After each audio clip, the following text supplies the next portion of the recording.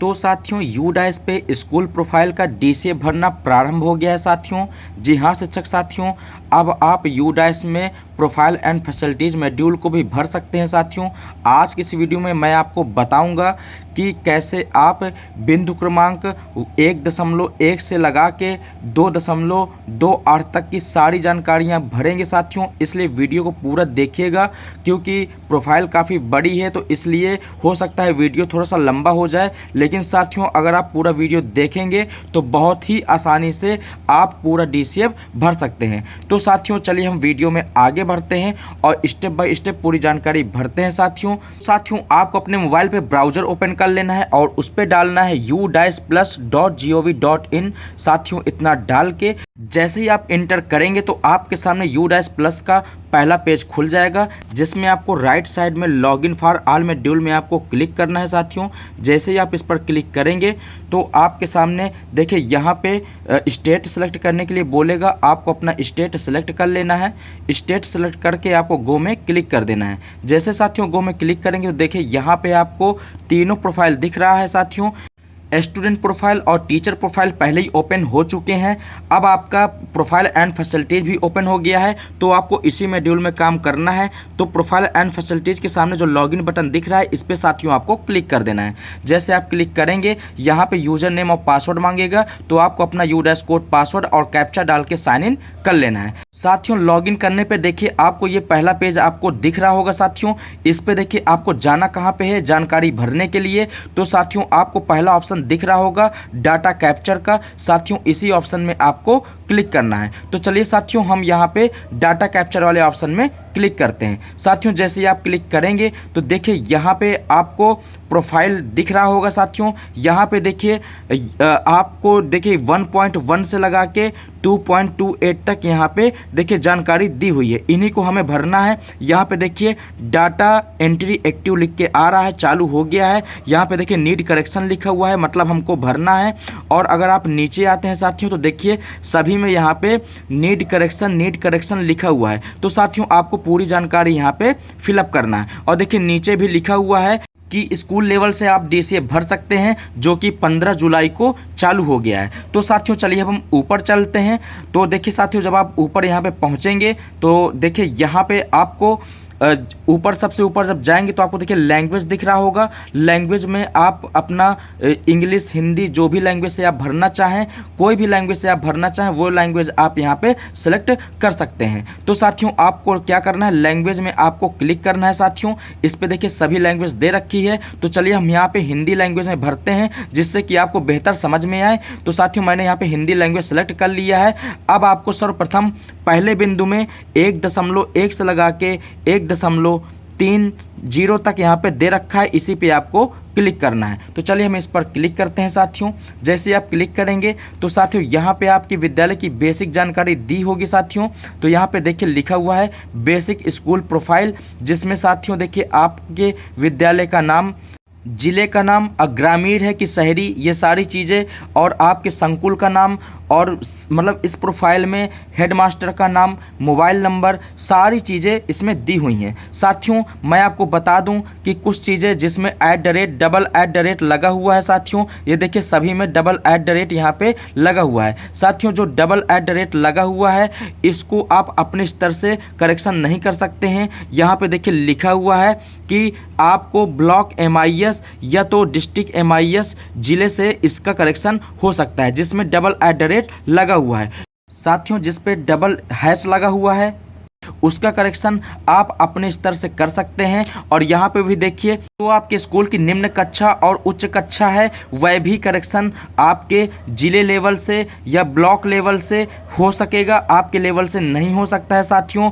और साथियों स्कूल का प्रकार भी आपके लेवल से चेंज नहीं होगा। तो साथियों ये आप पूरी जानकारी इसमें देख लीजिएगा साथियों अगर विद्यालय स्तर से आप हेडमास्टर का नाम और मोबाइल नंबर चेंज करना चाहते हैं तो यहाँ पे देखिए यहाँ क्लिक करे वाला देखिए ऑप्शन आ रहा है, इस पर आपको क्लिक कर देना है। क्लिक करने के पश्चात साथियों sign in with UDISE plus में आपको क्लिक कर देना है। जैसे ही आप क्लिक करेंगे तो यह सीधे आपको एक नए डैशबोर्ड में ले जाएगा, जहाँ पे जाके आप करेक्शन कर सकते हैं। यहाँ पे नीचे आएंगे तो देखिए कॉन्टैक्ट डिटेल्स का ऑप्शन दिख रहा होगा साथियों। यहाँ पे आपको व्यू में आपको यहाँ पे क्लिक करना है। जैसे साथियों व्यू में आप क्लिक करेंगे तो साथियों आप यहाँ पे देखिए नेक्स्ट पेज पे आ जाएंगे। यहाँ पे देखिए साथियों राइट साइड में एडिट का ऑप्शन पीले कलर से दिया हुआ है साथियों, इस पे आपको क्लिक कर देना है और इसके बाद ये डाटा अनलॉक हो जाएगा और यहाँ पे साथियों आप अपना नाम, मोबाइल नंबर, जीमेल अपडेट कर सकते हैं। आप साथियों यहाँ पे पहले पेज पे पुनः आ जाते हैं। अब यहाँ पे पहले पेज में अपनी जानकारी चेक करने के पश्चात साथियों आपको नेक्स्ट वाले ऑप्शन में क्लिक कर देना है। साथियों जैसे ही क्लिक करेंगे तो देखिए आप अगले पॉइंट 1.31 से लगा के 1.39 वाले ऑप्शन में आ जाएंगे। अब देखिए साथियों यहाँ पे आपको क्या जानकारी भरनी है। साथियों मैं आपको बता दूं आपकी जानकारी पहले से भरी होंगी, केवल आपको कुछ चीज़ें अपडेट करना है। तो साथियों इसमें आप अपनी पूरी जानकारी चेक कर लेंगे। अगर इनमें से कोई जानकारी आपको अपडेट करना है तो अपडेट कर सकते हैं। क्या यह विद्यालय पाली में चलने वाला स्कूल है, तो यह आपको नहीं कर देना है साथियों। इसके बाद आपसे पूछेगा कि क्या अधिकांश छात्रों को प्राथमिक स्तर पर उनकी मातृभाषा में पढ़ाया जाता है, तो साथियों यहाँ पे आपको हाँ कर देना है। इसके बाद नज़दीकी सरकारी स्कूल से कितनी दूरी पर विद्यालय है, तो वह जानकारी आपको साथियों भर देना है। क्या स्कूल तक सभी मौसम में पहुंचने योग्य सड़क हैं, तो अगर है तो हाँ कर दीजिए, अगर नहीं है तो आपको नहीं कर देना है। इसके बाद साथियों शैक्षणिक दिनों की संख्या पूछ रहा है, तो साथियों कितने दिन पिछले शैक्षणिक वर्ष में कोष्टक में लिखा हुआ है, तो साथियों कितने दिन आपका विद्यालय खुला रहा। सब जगह अलग अलग संख्या हो सकती है, तो इसलिए जितने दिन आपका विद्यालय खुला रहा हो उतनी संख्या आपको यहाँ पे भर देना है। इसके बाद साथियों नीचे आएंगे तो देखिए यहाँ पे सतत और व्यापक मूल्यांकन लागू है, तो वह आपको हाँ करना है साथियों। इसके बाद क्या छात्रों का संचयी रिकॉर्ड रखा जाता है, तो ये भी साथियों आपको हाँ कर देना है। क्या रिकॉर्ड माता पिता के साथ साझा किया जाता है, तो इसको भी आपको हाँ कर देना है। इसके बाद साथियों नीचे आएंगे और जमा करें और अगला में आपको क्लिक कर देना है। इससे क्या होगा साथियों यह आपका सेव भी हो जाएगा और नेक्स्ट पेज में पहुंच भी जाएगा। तो चलिए साथियों आपको जमा करें और अगला में आपको क्लिक कर देना है। तो चलिए साथियों इस पर हम क्लिक कर देते हैं। जैसे आप सेव करेंगे तो देखिए यहाँ पे सेव सक्सेसफुली हो गया है और आप अगले पेज पे यहाँ पे आ गए हैं। 1.40 से लगा के 1.55 वाले में आ गए हैं। ऊपर भी देखिए आपको यहाँ पे दिख रहा होगा। अब साथियों देखिए यहाँ पे जब आप आगे बढ़ेंगे तो देखिए यहाँ पे सर्वप्रथम आपसे आंगनवाड़ी, एसएमसी और अन्य जानकारी यहाँ पे आपको फिलअप करना है। तो साथियों अगर आपके यहाँ आंगनवाड़ी केंद्र है तो आपको हाँ कर देना है और अगर आंगनवाड़ी केंद्र नहीं है तो आपको नहीं कर देना है। अगर आप हाँ करते हैं तो आपको यहाँ पे आंगनवाड़ी केंद्र संख्या आपको लिखना होगा, केंद्र का विवरण आपको यहाँ पे लिखना होगा। यहाँ पे नीचे आप आएंगे तो यहाँ पे केंद्र का नाम, केंद्र का कोड, कितने बालक बालिका हैं उसकी आपको यहाँ पे संख्या लिखना होगा। आंगनवाड़ी अगर नहीं है तो सीधे आपको नहीं कर देना है, जिससे आपको यहाँ पे कोई जानकारी नहीं भरनी पड़ेगी। अब आप यहाँ पे नीचे आएंगे साथियों, देखिए साथियों यहाँ पे आपको बाल वाटिका सह स्थित आंगनवाड़ी स्कूल में प्रारंभ है, तो आपको हाँ नहीं का में जवाब दे देना है साथियों। इसके बाद नीचे पूछ रहा है क्या बाहर वाले बच्चे स्कूल में नामांकित है, आउट ऑफ स्कूल वाले बच्चे हैं, तो आपको हाँ नहीं में यहाँ पे आंसर दे देना है साथियों। इसके बाद साथियों नीचे आएंगे, वर्तमान वर्ष में उपचारात्मक शिक्षण में भाग लेने वाले छात्रों की संख्या अगर है तो दे दीजिए, अगर नहीं है तो कोई ज़रूरत नहीं, 0 रहने दीजिए। शिक्षा में सुधार वृद्धि के लिए कक्षाओं में भाग लेने वाले छात्र, उनकी संख्या अगर हो तो आप यहाँ पे दे सकते हैं। नीचे साथियों आपसे पूछा जा रहा है कि शैक्षणिक वर्ष के दौरान स्कूल में कितने बार कौन से अधिकारी आए हुए हैं, तो साथियों उसकी संख्या आपको देना है। कितने आपके निरीक्षण हुए उसकी संख्या आपको भरना है। ब्लॉक स्तर से कितनी बार आए अधिकारी, तो उसकी आपको यहाँ पे संख्या भरना है। जिले स्तर से कितनी बार अधिकारी आए उनकी संख्या आपको यहाँ पे फिलअप करना है। इसके बाद साथियों आप नीचे आएंगे।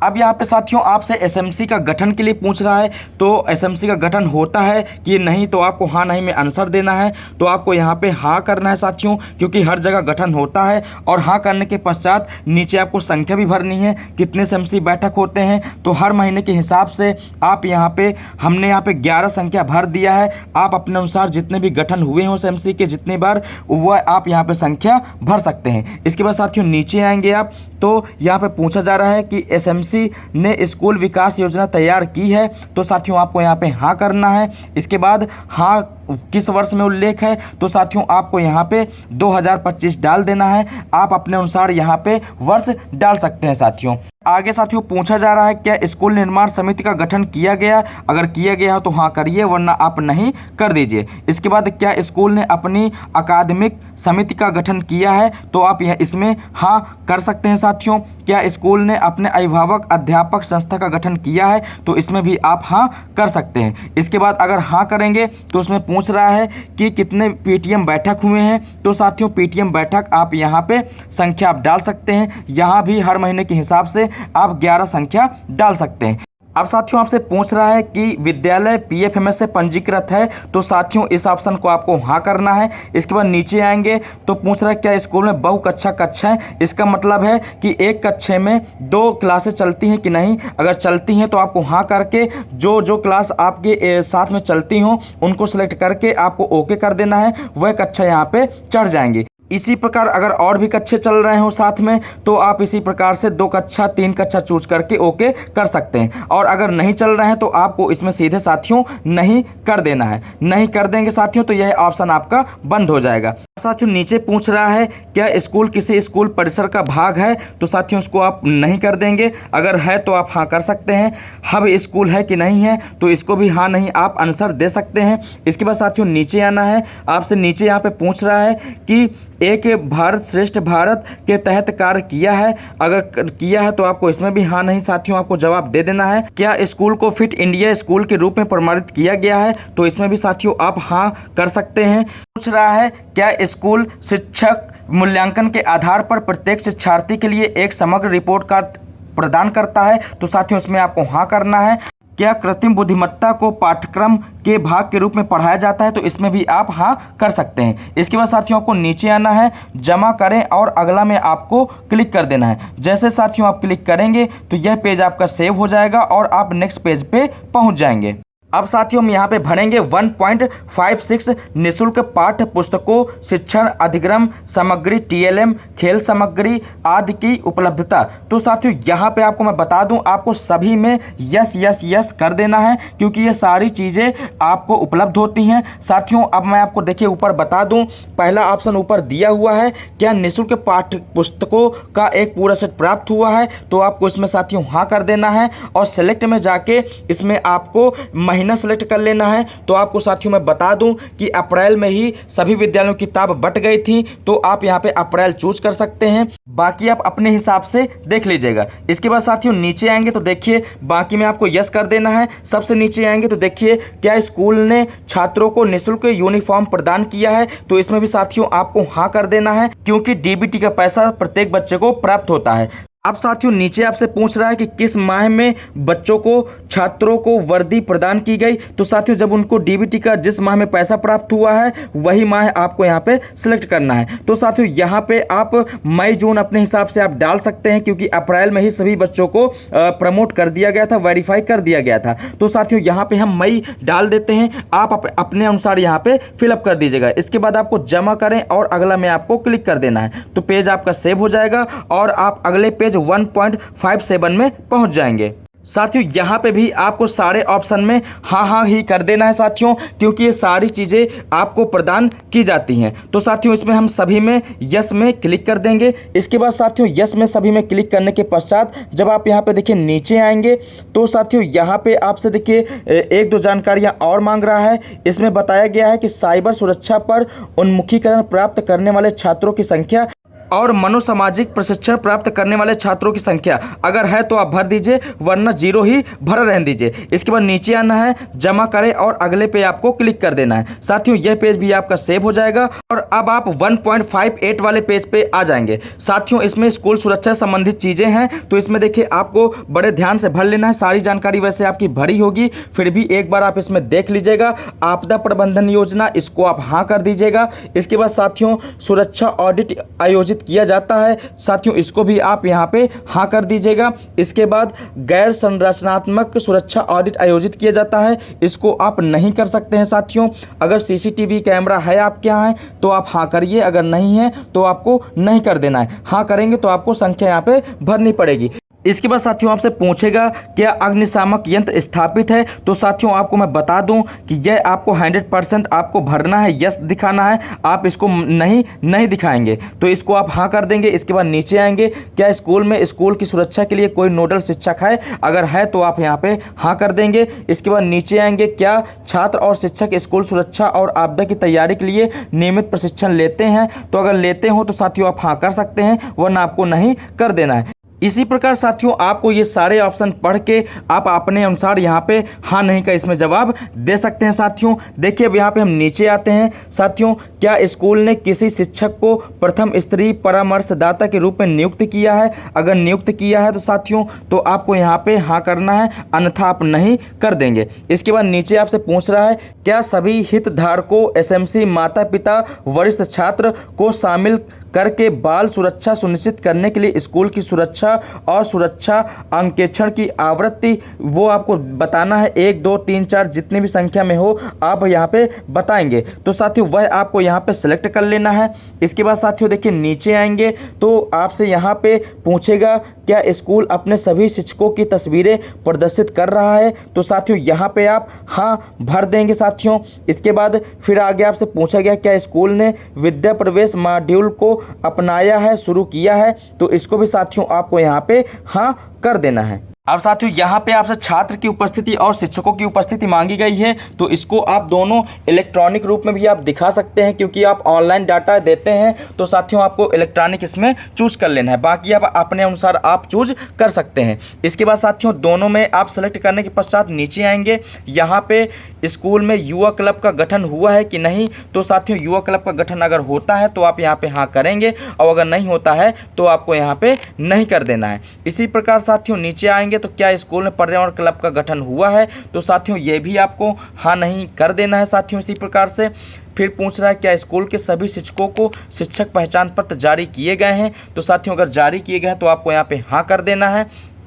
इसके बाद सबसे नीचे आ रहा है राज्य विद्यालय मानक प्राधिकरण SSSA स्व प्रमाणन प्राप्त किया गया है, तो अगर प्राप्त किया गया है तो इसको भी आप यहाँ पे हाँ कर देंगे।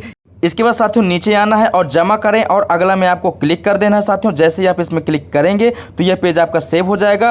अब आप अगले पेज पे आ जाएंगे जिसमें आपको प्राप्तियां और व्यय आपको बताना है। साथियों यहाँ पे बताया गया है कि पिछले वित्तीय वर्ष के दौरान स्कूल द्वारा प्राप्त अनुदान व्यय आपको यहाँ पे भरना है, जो केवल सरकारी और सरकारी सहायता प्राप्त विद्यालयों के लिए भरा जाना है। तो साथियों यहाँ पे देखिए नीचे लिखा हुआ है जो जो चीज़ें आपको यहाँ पे प्राप्त हुआ, जिस चीज़ का पैसा प्राप्त हुआ है वह आपको नीचे भर देना है। तो सबसे पहले देखिए नीचे पूछ रहा है समग्र स्कूल अनुदान जो आपकी कंपोजिट ग्रांट आती है, तो आपको कितना प्राप्त हुआ कंपोजिट ग्रांट वह आपको यहाँ पे भर देना है साथियों। इसके बाद व्यय आपने कितना किया है, पूरा किया है कि आधा किया है, वह आपको यहाँ पे भर देना है। तो देखिए हमने यहाँ पे भर दिया है।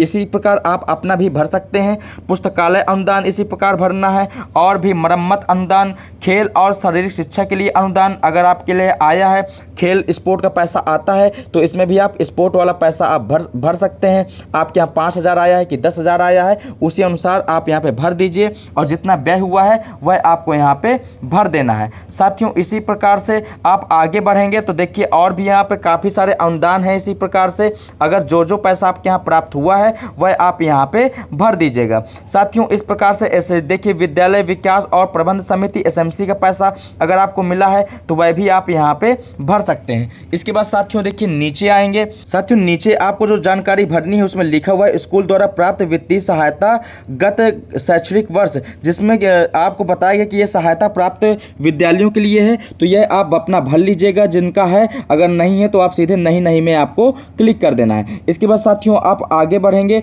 तो देखिए आगे आपसे और जानकारी यहाँ पे कुछ पूछेगा। यहाँ पे रजिस्टर रख रखाव के बारे में पूछा गया है कि ICT आइटम रजिस्टर आपका है कि नहीं है, खेल उपकरण पर इन्वेंटरी रजिस्टर है कि नहीं है, और यहाँ पे पुस्तकालय पुस्तकों पर इन्वेंटरी रजिस्टर है कि नहीं है। तो अगर है साथियों तो आपको यहाँ पे हाँ में क्लिक कर देना, नहीं है तो आप यहाँ पे नहीं कर सकते हैं। इसके बाद साथियों नीचे आएंगे तो अन्य यहाँ पे कुछ वार्षिक व्यय दिया हुआ है स्कूलों के लिए रख रखाव के लिए। तो साथियों अगर इनमें से कुछ भरने योग्य है तो आप भर सकते हैं, और अगर कुछ नहीं भरना है तो साथियों 0 भरना मत भूलिएगा। अगर 0 नहीं भरेंगे तो सेव नहीं होगा। इसके बाद साथियों आगे बढ़ना है आपको, जमा करें और अगला में आपको क्लिक कर देना है। ये पेज भी आपका सेव हो जाएगा। अब यहाँ पे हमको 2.1 से लगा के 2.6 तक की जानकारी भरनी है, जिसमें भौतिक सुविधाएं, उपकरण, कंप्यूटर और डिजिटल पहला आपको भरना है। तो साथियों इस पे देखिए आपको सर्वप्रथम भवन की स्थिति आपसे पूछ रहा है, जो आपकी पहले से सिलेक्ट होगी। इसमें काफ़ी सारे ऑप्शन दे रखे हैं। इसके बाद साथियों नीचे आएंगे, मैं आपको बता दूं कि इसमें आप कोई छेड़छाड़ नहीं करेंगे साथियों, क्योंकि बिल्डिंग आपकी घटती नहीं है, कमरे आपके घटते नहीं हैं, वह जर्जर होते हैं। इसलिए जो भी जानकारी भरी हुई है उनको आप चेंज नहीं करेंगे। हाँ, अगर आपका जो है कमरा जर्जर है, भवन आपका जर्जर है, तो इसमें देखिए आप नीचे जब आएंगे तो आपको देखिए एक ऑप्शन मिलेगा। मैं आपको बता दूं, आप वही ऑप्शन में अगर भर देंगे तो आपका भवन, आपका कमरा जो है जर्जर में शामिल हो जाएगा। साथियों देखिए नीचे आप आएंगे तो आपको जीर्ज शीर्ज भवन करके यहाँ पे लिखा हुआ है, उम्र या उपेक्षा के कारण खराब स्थिति या क्षति की अवस्था में। तो साथियों यहाँ पे अगर आपका भवन जर्जर है तो आपको यहाँ पे संख्या डाल देना है, भवन की संख्या यहाँ पे डाल देना है, तो यह आपका जो है जर्जर में शामिल हो जाएगा। साथियों इसके बाद नीचे आएंगे, निर्माणाधीन भवन अगर है कोई तो उसमें आप इस संख्या डाल सकते हैं। आप साथियों आपसे नीचे देखिए कक्षाओं की संख्या पूछेगा। तो साथियों अगर प्राथमिक है तो इसमें पूछेगा प्राथमिक में आपके यहाँ कितने कमरे हैं। तो साथियों यहाँ पे आपको कमरों की संख्या भरनी है, यह आपका पहले से भरा होगा, आपको छेड़छाड़ नहीं करना है। केवल अगर ये जर्जर हो गया है तो देखिए नीचे एक पैराग्राफ बना हुआ है साथियों, वहाँ पे आपको बताया गया जो भी देखिए जो ऊपर संख्या भरेंगे वही संख्या नीचे अपडेट हो जाती है। अगर ऊपर हम संख्या कम कर देंगे तो वही संख्या आपका देखिए यहाँ पे जो डाटा लॉक है यहाँ पे कम हो जाएगा। इसलिए साथियों आपको संख्या में छेड़छाड़ नहीं करना है। केवल जब आप देखिए नीचे आएंगे तो पैराग्राफ में देखिए आपसे यहाँ पे पूछ रहा है कि अच्छी अवस्था में कितने कमरे हैं, कम मरम्मत के लिए कितने कमरे हैं सही हैं, अधिक मरम्मत योग्य कैसे कितने कमरे हैं। तो साथियों इसी प्रकार से आपको सभी के सामने कमरों की संख्या डाल देना है, जिसकी जैसी अवस्था हो। और जर्जर है तो जर्जर के सामने आपको भर देना है। अब साथियों नेक्स्ट पैराग्राफ में आपको वर्तमान में उपयोग में नहीं आने वाले कमरों की संख्या आपको भरना है। जो उपयोग में नहीं है तो वो अच्छी अवस्था में है कि कम मरम्मत योग्य है कि अधिक मरम्मत योग्य है कि जर्जर है, उसकी संख्या आपको भर देना है। अगर आपके यहाँ संख्या है, अगर नहीं है तो कोई ज़रूरत नहीं है, 0 आपको भर देना है, कोई भी कॉलम खाली नहीं छोड़ना है। इसके बाद नीचे आएंगे, नीचे आपसे निर्माणाधीन किसी प्रकार से इसमें भी संख्या पूछेगा, अगर है तो भर दीजिए, नहीं है तो नहीं भरना है। इसके बाद साथियों आगे बढ़ेंगे तो देखिए आपसे फिर यहाँ पे 4 दीवारी का प्रकार पूछेगा साथियों। तो 4 दीवारी अगर पक्का है तो आपको पक्का चूज कर लेना है, अगर टूट गई है तो पक्का बट ब्रोकन कर लेना है साथियों। अगर नहीं है तो आपको नो बाउंड्री वॉल सेलेक्ट कर लेना है, जैसी आपकी स्थिति हो उसी अनुसार आपको सेलेक्ट कर लेना है। इसके बाद बिजली कनेक्शन अगर है तो हाँ करना है, नहीं है तो आपको नहीं कर देना है। नीचे आएंगे, पंखों की संख्या पूछेगा तो पंखों की संख्या भर देना है। इसके बाद साथियों एसी युक्त कमरों की संख्या पे भरना है, हीटर युक्त कमरों की संख्या भरना है, नहीं है तो आपको 0 भर देना है। इसके बाद सोलर पैनल पूछेगा, अगर है तो यस कर देना है, नहीं है तो आपको नो कर देना है। इसके बाद अन्य कमरों की संख्या कक्षाओं को छोड़ के पूछेगा, अगर है तो आपको संख्या भर देना है, नहीं है तो आपको 0 यहाँ पे भर देना है। इसके बाद नीचे आएंगे, इसके लिए पूछेगा कि पुस्तकालय के लिए अलग से कक्षा है, प्रधानाध्यापक के लिए अलग से कक्षा है कि नहीं, अगर है तो आपको हाँ कर देना, नहीं है तो सभी में आपको नहीं कर देना है। कंप्यूटर कक्ष के लिए पूछेगा, अगर अलग से कमरा है तो आपको हाँ कर देना है, यहाँ पे संख्या भर देना है, नहीं है तो आपको 0 भर देना है। ये सारी जानकारी भरने के पश्चात नीचे आना है, जमा करें और अगला में आपको क्लिक कर देना है। तो साथियों यह पेज भी देखिए आपका सक्सेसफुली सेव हो जाएगा। अब आपको 2.7 से 2.19 शौचालय की सुविधा आपको यहाँ पे भरना है। तो साथियों यहाँ पे पहले से आपका हाँ में क्लिक होगा, तो आपको यहाँ पे भी कोई जानकारी में परिवर्तन नहीं करना है साथियों। केवल शौचालय चालू है या वहाँ पे पानी की व्यवस्था है कि नहीं है, ये सारी जानकारी बस आपको देख लेना है साथियों। आप ऐसा नहीं कि आप शौचालय को ही गोल कर दें, ऐसा आपको नहीं करना है साथियों। जितने शौचालय हैं वह शौचालय आपको दिखाना है, केवल आपको यह जरूर दिखाना है कि चालू अवस्था में है कि नहीं है। तो साथियों देखिए पहले से यहाँ पे जानकारी पूरी फिलअप है, केवल आपको यहाँ पे डाटा अपडेट करना है। इसी प्रकार देखिए दिव्यांग शौचालय भी यहाँ पे आप भरा हुआ है, और यहाँ पे बालक शौचालय, बालिका शौचालय सबकी जानकारी यहाँ पे भरा हुआ है, केवल आपको इसमें देख लेना है और आपको अपडेट कर देना है। इसी प्रकार साथियों नीचे आएंगे तो नीचे आपको देखिए मूत्रालय भी यहाँ पे भरा हुआ है, बालक बालिका मूत्रालय यहाँ पे आपके भरे हुए हैं। केवल आपको डाटा चेक कर लेना है, देख लेना है कि हमारे डाटा में अगर पहले से कोई परिवर्तन होना है, पहले सही अवस्था में थे, अब सही अवस्था में नहीं है, बस वह आपको चेक कर लेना है। इसके बाद साथियों आगे बढ़ेंगे। निर्माणाधीन लड़कों के शौचालय की संख्या, निर्माणाधीन लड़कियों की शौचालय की संख्या, अगर है तो भरना है, नहीं है तो आपको 0 भरे रहने देना है। इसके बाद शौचालय के पास साबुन से हाथ धोने की सुविधा है, हाँ नहीं अपना यहाँ पे जवाब आप दे देंगे। शौचालय सुविधा का स्थान अंदर है, स्कूल के अंदर है कि बाहर है, यह जानकारी आपको भर देना है। इसके बाद शौचालय के पास लड़कियों के लिए इंसीनेटर उपलब्ध है कि नहीं, तो आपको हाँ नहीं में यहाँ पे जवाब दे देना है साथियों। इसके बाद क्या स्कूल में सैनिटरी पैड वेंडिंग मशीन है, अगर है तो हाँ कर देना है, नहीं है तो आपको नहीं कर देना है। इसके बाद पूछ रहा है क्या भोजन से पहले भोजन के बाद हाथ धोने के लिए साबुन से हाथ धोने की सुविधा उपलब्ध है, तो हाँ नहीं में आपको आंसर यहाँ पे दे देना है। पेज इसके बाद हाँ है तो कितने पॉइंट हैं, कितने टोटियाँ लगी हुई हैं, उसकी संख्या आपको लिख देना है। इसके बाद पेयजल का स्रोत साथियों यहाँ पे आपको हाँ नहीं कर देना है। हैंडपंप है, अगर है तो हाँ कर देना है। और भी अगर जल स्रोत की सुविधा है आपके पास तो वह आपको यहाँ पे अंकित कर देना है। नीचे आएंगे तो यहाँ पे पूछ रहा है कि क्या जल के पानी के लिए ओवरलोड टैंक की सुविधा उपलब्ध है, तो आपको नहीं कर देना है साथियों। इसके बाद क्या यहाँ पे पानी की जांच होती है, आरओ का पानी उपलब्ध है, तो उसमें साथियों आपको हाँ नहीं का आंसर आपको यहाँ पे दे देना है। इसके बाद साथियों नीचे आएंगे, वर्षा वाले जल को संचय करने की व्यवस्था है कि नहीं, तो स्कूल में अगर व्यवस्था है तो आप हाँ कर देंगे, अगर नहीं है तो आपको नहीं कर देना है। आप साथियों यहाँ पे देखिए, आपको यहाँ पे पुस्तकालय की सुविधा, आपको बुक बैंक और रीडिंग कॉर्नर की संख्या पे लिखना होगा। तो साथियों अगर आपको पुस्तकालय आपके यहाँ है तो आपको हाँ करके पुस्तकों की संख्या लिख देना है। बुक बैंक में क्या है, कितनी पुस्तक, वो आपको संख्या लिख देना है।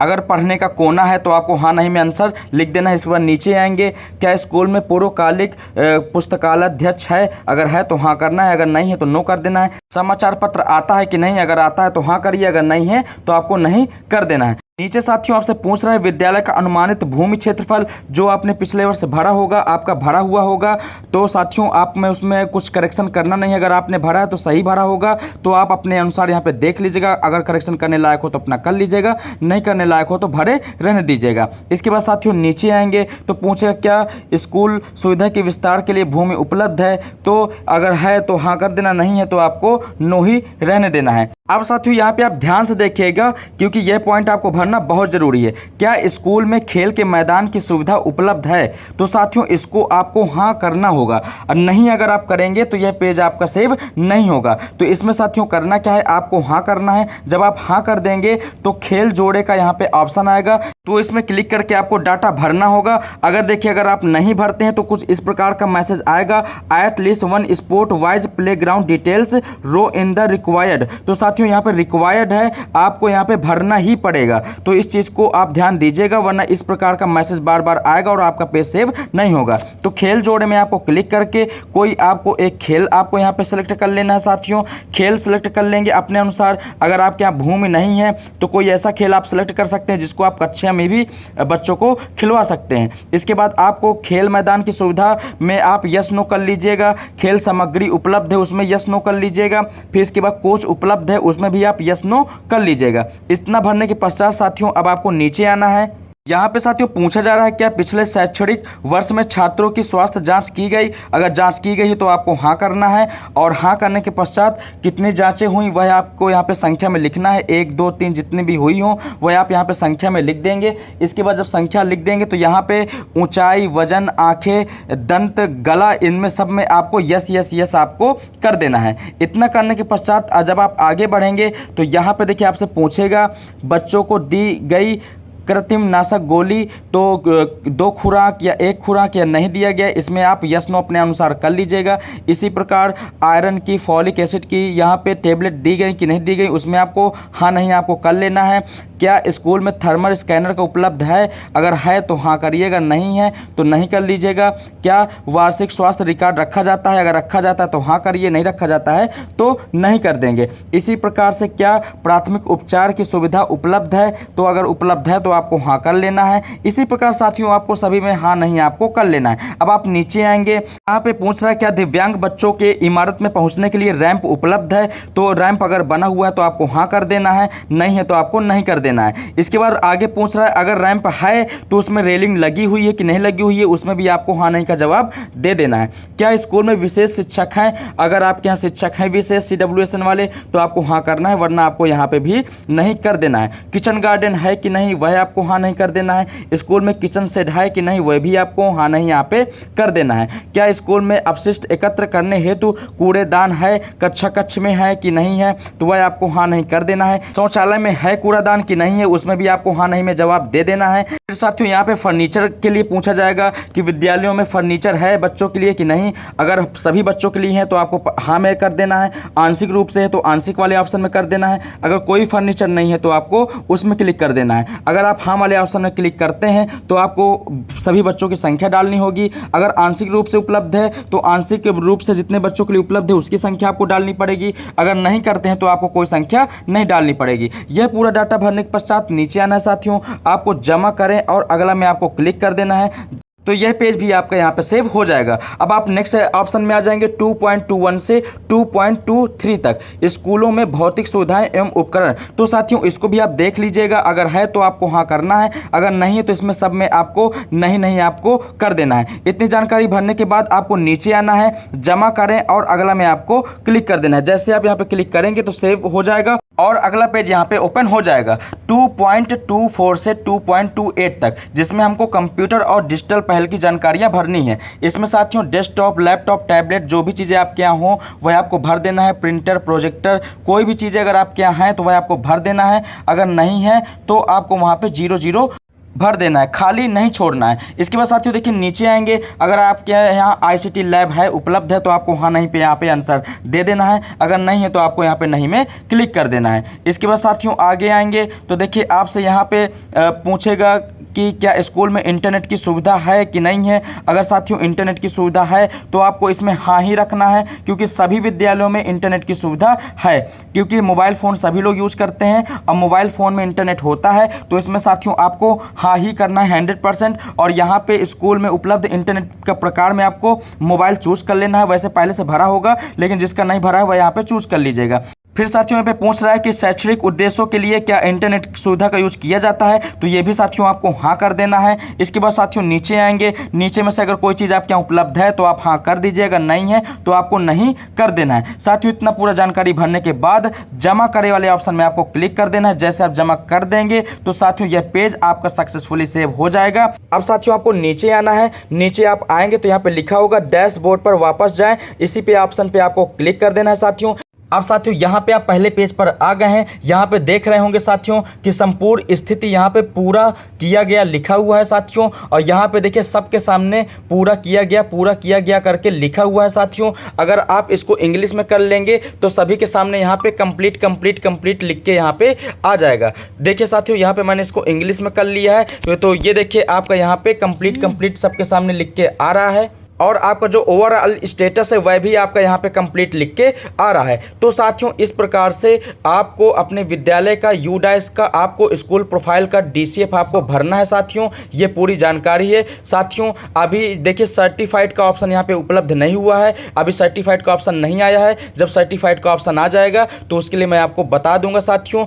तो साथियों यहाँ पे हमारा DCF भर चुका है साथियों। तो साथियों जानकारी कैसी लगी है? अगर जानकारी अच्छी लगी हो, आपके लिए हेल्पफुल लगी हो, तो वीडियो को लाइक जरूर करिएगा साथियों, और वीडियो को ज़्यादा से ज़्यादा शेयर करिएगा, जिससे कि सभी शिक्षक साथी इस कार्य को आसानी से कर सकें। और जो भी शिक्षक साथी मेरे चैनल में पहली बार आए हैं वह मेरे चैनल MIS एवं विद टीचर को सब्सक्राइब करके जरूर रखिएगा। तो साथियों फिर मिलते हैं नेक्स्ट वीडियो में इसी प्रकार के महत्वपूर्ण जानकारी के साथ। तब तक के लिए आप सभी का वीडियो देखने के लिए और इतना प्यार देने के लिए धन्यवाद।